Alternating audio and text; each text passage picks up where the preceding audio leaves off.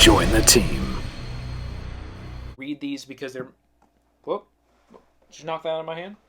Hey, this is the McGuire review, and let's take a look at Storm Siege. Now, this is a brand new one from Awaken Realms as well, and this one was a little extra treat from Awaken Realms. It's a brand new TCG card game that is out there, and it also has a digital component to it where you can go and you can sign up online, and you can find people to play, and there's a whole league that's all tracked online, which is really cool that they went the extra mile to kind of add that in to this game. Now you will see, and we're going to get into this in a second, you will see the brand new production Lords of Hellas with the terrain expansion right here. I'm sure you have not missed that.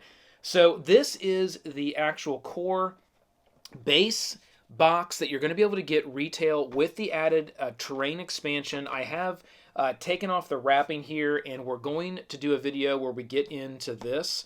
And I just want to do a simple unboxing to show you what you're going to get straight core retail base game, which I think is fantastic.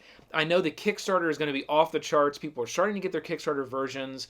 That is going to be amazing with the sun drop and everything else, but I do want to show everybody what it looks like, just the Lords of Hellas core box, okay? And we are going to do another video on that probably right after this, but I do want to show everybody this Siege Storm really quick because it is such a cool little TCG card game. And I know what everybody's thinking, you know, oh, here we go, another TCG card game. And don't we already have enough of them out there on the market? And the answer to that is yes, we do. But the thing with this game is it is somewhat different. And I do want to go over some of those mechanics just to show you that this is it's not even somewhat. It's very much of a different TCG kind of experience in card game. And it offers up a ton of different options. You can have strategies. It's unbelievable how much is included in this little box here with what you can do with just these two factions, these two decks that have been included initially. So I can't wait to see as they build upon this system, they release new factions. This, I think, is going to be a really big one in the market. I don't know. I'm going to go ahead and call that. I could be completely wrong, but I think this one is going to actually do really well because it is a lot of fun. So, you know, Bear had a good time playing it. I've played him, I don't know, what Bear, 5 times. Me and Bear have played this at least 5 times, one-on-one. I usually take kind of the Angel deck here. I'm a big fan of that one. Bear's a little on the darker side, so he generally goes that route. No, you did. I know. Let's quickly look at what we have in this pack, and then Bear's going to load us up some video overview as we got it laid out so you can take a look at some of the card art, because the card art in this game is awesome too. So you do have 3 cards, and I have them right here that are included, and these are just kind of some art promos. They do have the website there listed at the very bottom of it, but it's simply just a Siege Storm art promo card. I was actually probably going to take these and maybe even put them in like a little frame altogether. I don't know. They look really cool. The artwork on this game is awesome. Now you will have these little cards here that indicate your top of your opponent's track, your deployment zone, and your defender, and the front line. These are going to be used once you get everything laid out. So I'll show you those here in a second. You'll get those 2 cards. You are going to get this little No Man's Land card. That's right there. And then there are going to be a few other cards that are right here at the top. So each player will get one of these cards here. On one side, it does list all of the different keywords in the game. So when a card says ally or deploy or DMG or draw or discard, what does that actually mean? I would say pretty standard terms, but it is good to read these because they're... Whoop. Did you knock that out of my hand? Thanks. So it is good to read these because then you'll know kind of exactly what it does mean for this particular game. Then on the other side, you've got your actions. So each one of the things that you can do when it's your turn, I'll hit those real quick here. You prepare, then you draw, you track movement, you deploy, and then you end your turn. And it says, remember here, you may play actions from your hand or active abilities at any time. So we'll talk about what that means here in a second, because I think that's a really awesome part of this game as well. The opponent's going to have that same card, so you're each going to have one of those. And then you're going to have your deck. And I will mention that every single box will include, I'm not going to show you my code, but every single box will include one of these little cards here, and on the back there's actually a unique code. And if you go to the website, you can enter that unique code in, and then you'll be registered in the website in the actual league and the matching system that goes with this game. So again, I thought it was nice they included, kind of that digital aspect to it to help you find people that might be in your area that want to play.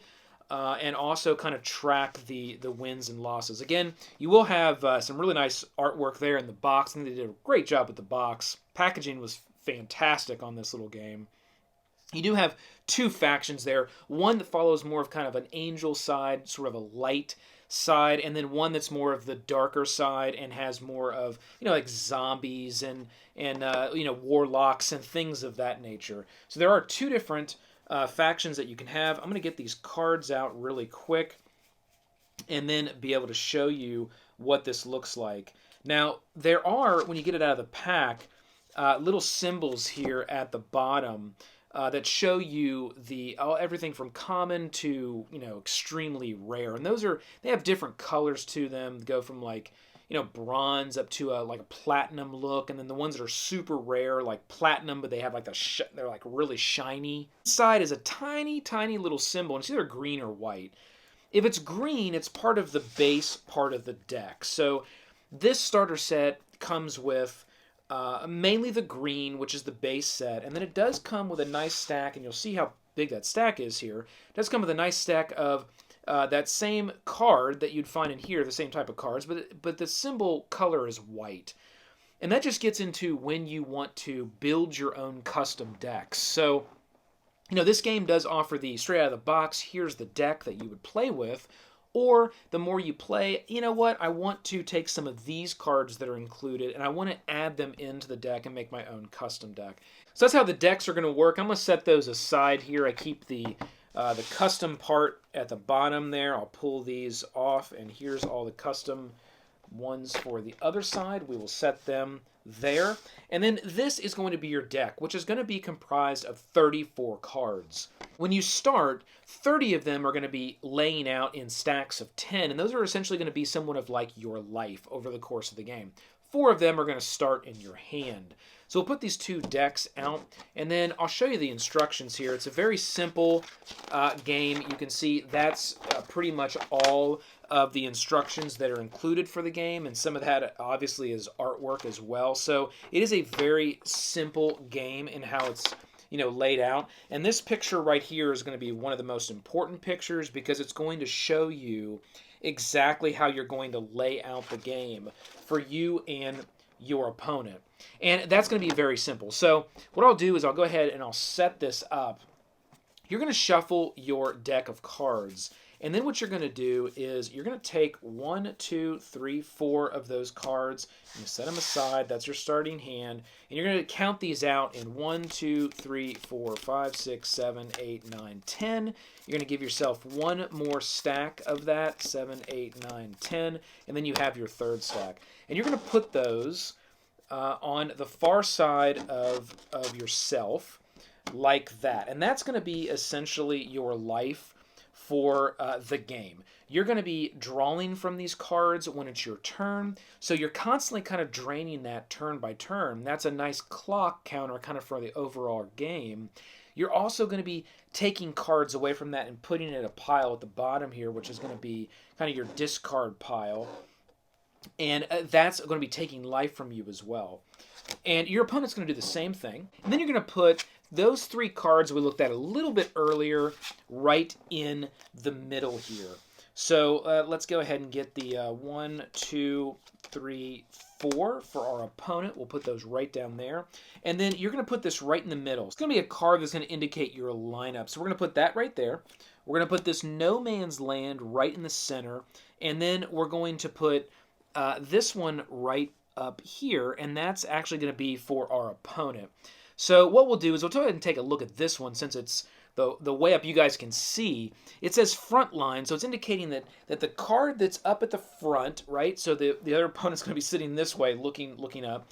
This spot right here is going to be their front line. And then this spot right down here is going to be their deployment zone and their defender. So whenever you're playing cards, there's a couple different ways you can play cards. You're always going to play them out into this spot first. And then they're going to be moving up kind of on a track system over the course of the game. But they're always going to start here. And this spot here is always going to be, so this will be the defender for me, and this would be the defender for the for our opponent here.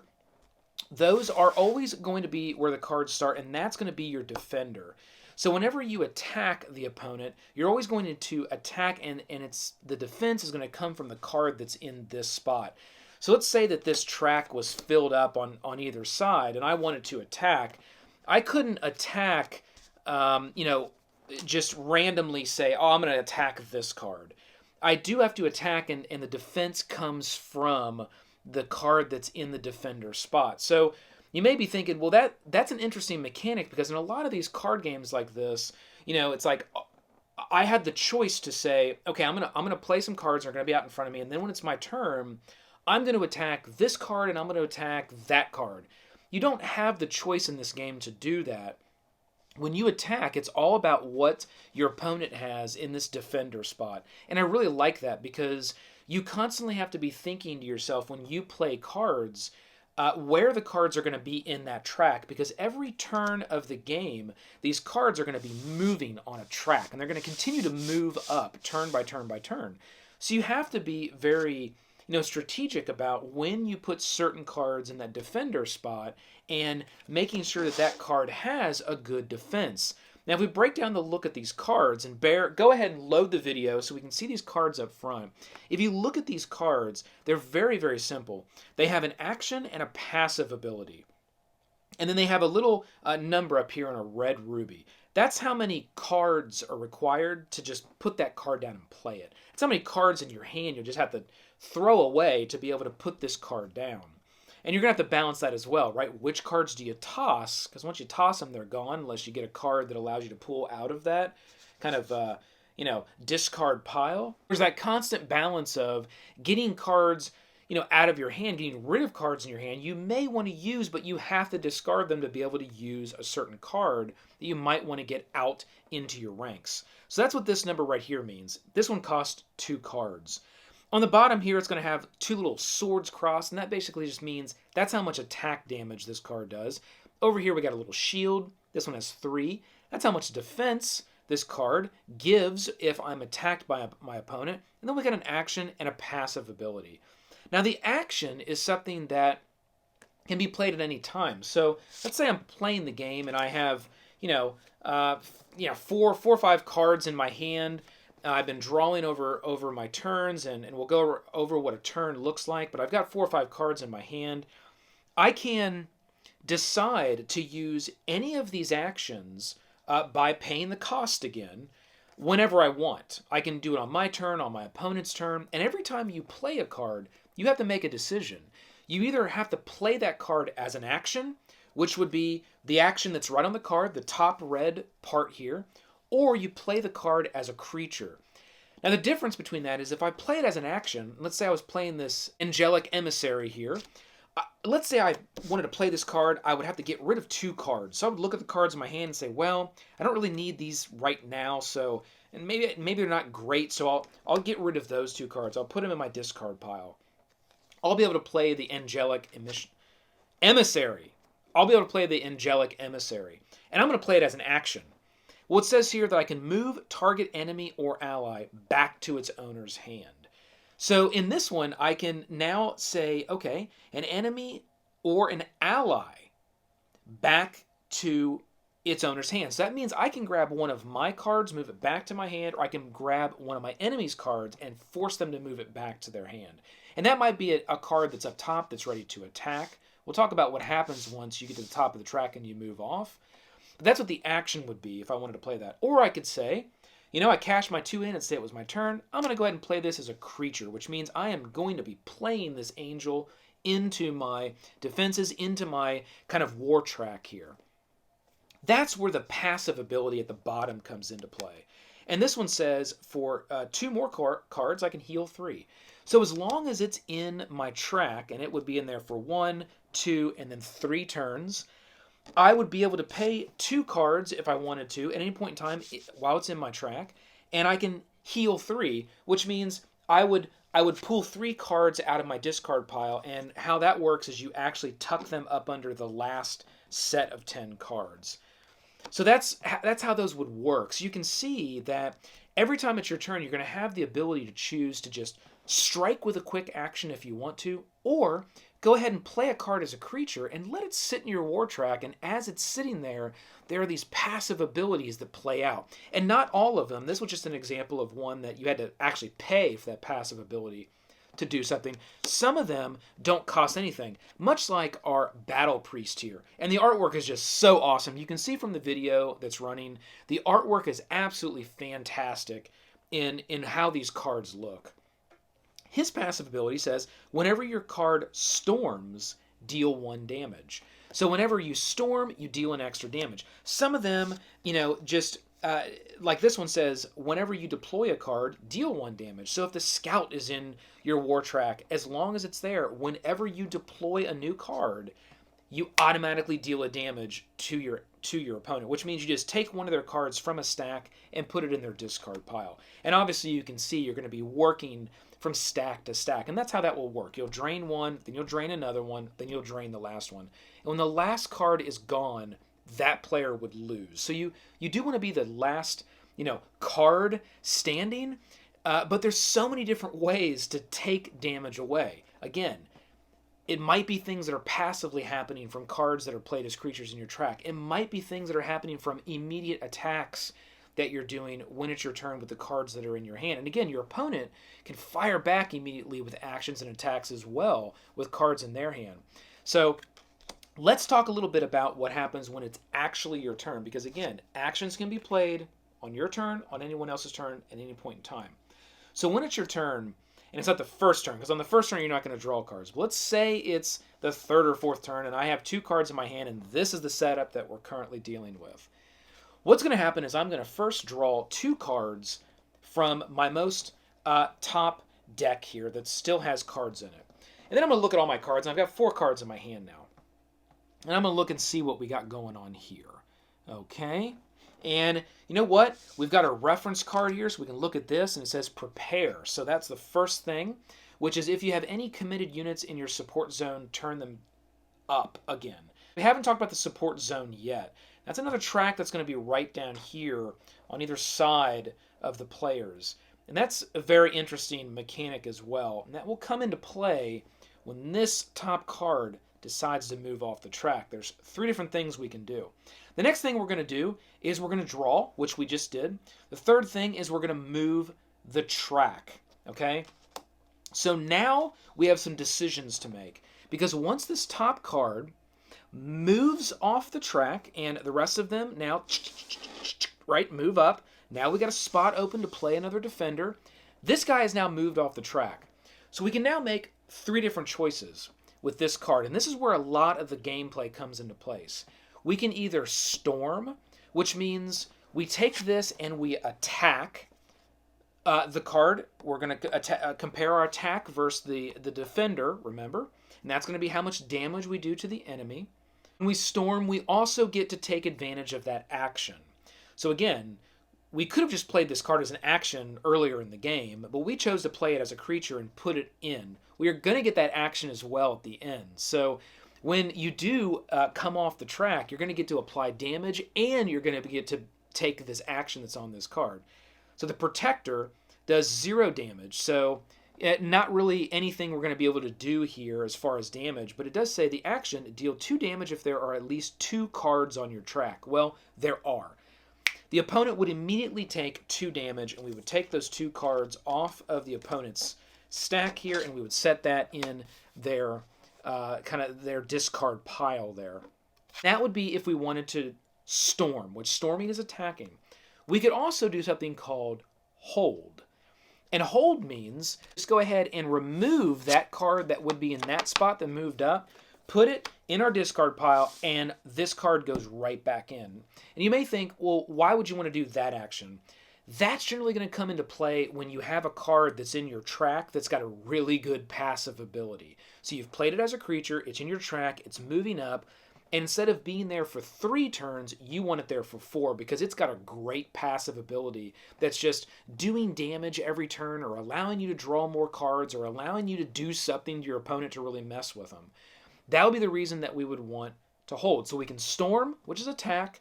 We can hold, which is we bump that top one out and put it right back in. Or we can support, which means once it comes off, and let's say we didn't do the hold, once it comes off, we just say, you know what, I'm going to use this as a support card. There's no damage applied. There's no attack done. You just take this card, you keep it face down, and you put it right there next to you. It's not in your discard pile.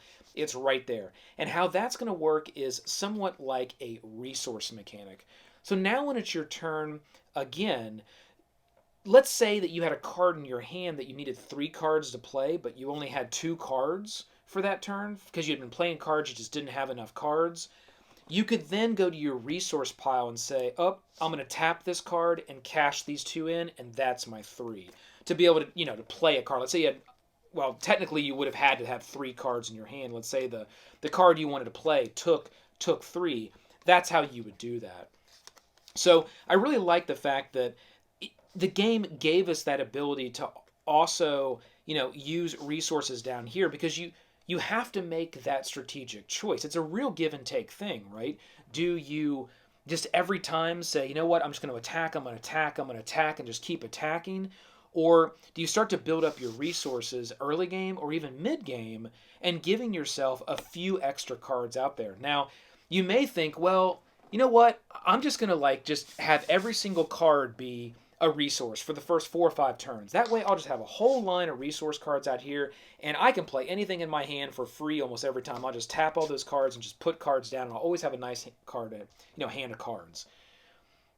There are cards in this game, and I love, because I initially thought that when I started to play, and I love that they added in cards on both sides that will destroy an opponent that tries to do that. So you have to balance how many of these you have out here. And I wouldn't recommend having any more than maybe 2 or 3 support cards. Because there are cards that will say, depending on how many support cards your opponent has, do that much damage to them. Or do 2 damage for every support card that's out. And then all of a sudden now it's like a whole stack of your health cards just get drilled because you wanted to put a bunch of support cards out to help you get cards out really quickly on the board. So there's a really good balance with that as well. And I love that mechanic that you can't just say I'm going to be a player that's going to go heavy support cards and always have the ability to have the resources to put out whatever I want. And then maybe your opponent says, well, I'm not going to go with any resource cards. I'm just going to attack every time. And then it becomes, well, is that strategy better than the other one based on the build that you're using? So you can kind of start to see, because of the mechanics in this game, and because of the way that you can use every card in so many different ways, you could have the exact same build, the exact same deck, really, the exact same build playing another player, and have a completely different strategy and gameplay approach that you could play this game again and again and again, and it would be different every time because of there's so many different options. And you, as you're playing, you have to change up those options to be able to respond to your opponent, because it is going to be the draw of what you draw in your hand and strategically how you play those cards.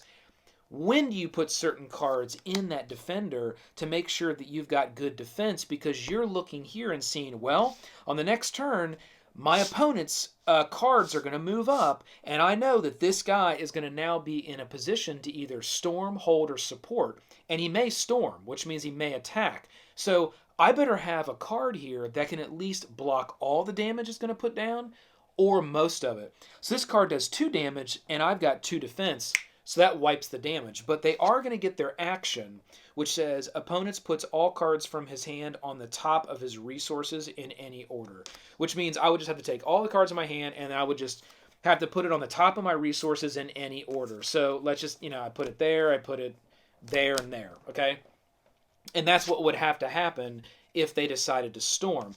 But I was able to block that damage against myself because I was smart enough to put a defender in this spot of the track that had 2 defense, where this one only had 2 attack. So that's the base mechanics of the game. I think we went over all the different phases you're going to go through. Yes, we did. So we have covered everything in the game. Hopefully you got a chance to check out the video that was running. I know Bear ran a couple clips of the game just to see how fantastic this artwork is. And I will tell you, you know, again, there's a lot of TCGs that are out there. There's a lot of collectible card games. There's a lot of deck builders. A lot of these kind of games, okay? And I'll say generally, I'm not a big card game player. I really haven't historically got into doing TCGs. I did play Magic. I used to have some Magic stuff up here. I don't think it's there anymore, but I used to have some Magic stuff up here. I had a great white deck with a little bit of green. It was an angelic deck. I loved that deck, and it was a lot of fun, but I didn't get like huge into it, and I never really have gotten really big into these card games. This is one I can see myself getting into because it plays out really fast. I mean, you will drill through these pretty quickly because, again, every time you take damage, you're taking cards from that, and every time it's the beginning of your next turn, you're drawing 2 cards from the deck. So you will go through this game pretty quickly, and if you start to get players that have played this quite a bit and they're really good, they'll know how to put cards out to really dupe up on damage and do damage really quick. There's a card in here that is just unbelievable. In my opinion, it's extremely OP'd. Right here, the Purge Doctor. This one right here is insane. So, for the action, you deal 2 damage for each of your opponent's supporters. And the passive is you deal 1 damage at the beginning of your enemy turn. So, if you can get these Purge Doctors and multiple of them out in your track, and keep it in your track all the way, if you're able to keep it in your track and defend it all the way out, the passive, why it's in your track, is it's going to deal 1 damage at the beginning of every one of your turns. So 1, 2, 3, you're at least going to deal 3 damage as it's going through the track. 4 if you can hold it in that track for another round. And then if you can get it out, it's going to do 3, it has 3 damage it's going to do, which you're going to have a nice beefy defender to block all that damage. So you might get another point or 2, maybe even 3 if the person has a 0 defender there, on top of the damage you've been doing in the track. And then the action is where it comes in. This action is sick. And I love the card art on the Purge Doctor. Deal 2 damage for each of your opponent's supporters.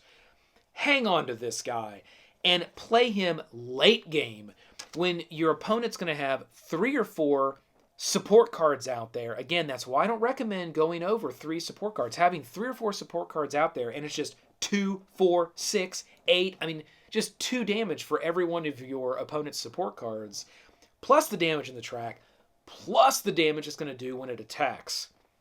So if you're able to get this Purge Doctor in your track and go all the way through, that is a extremely powerful card. And that's just a common card in this deck.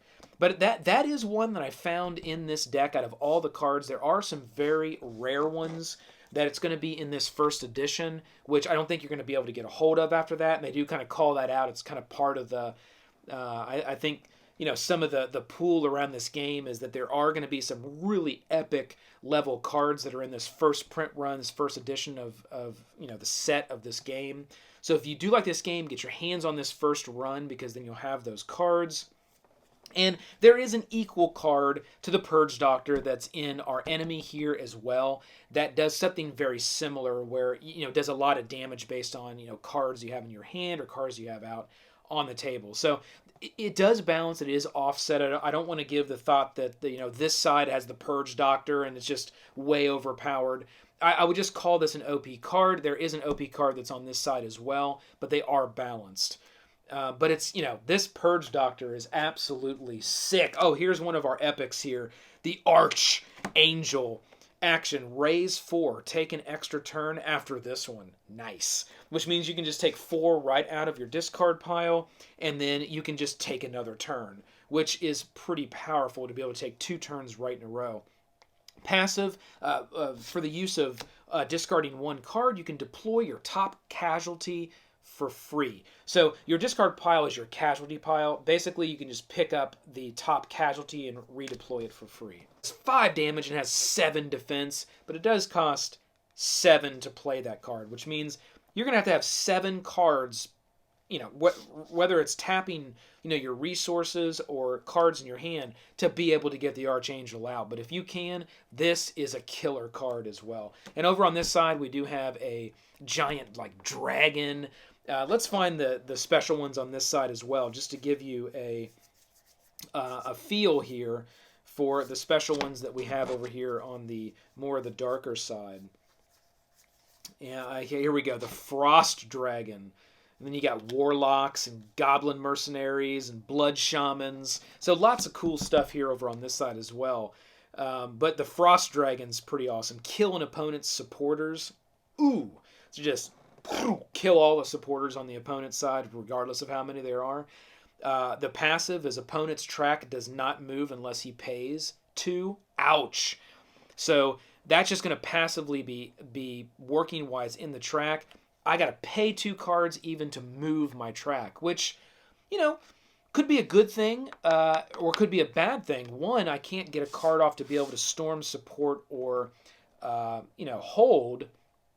But 2, let's say I got some really, really good cards that are in my track that give me really nice passive abilities, like every time it's my turn, do a damage, or every time it's the opponent's turn, they take a damage.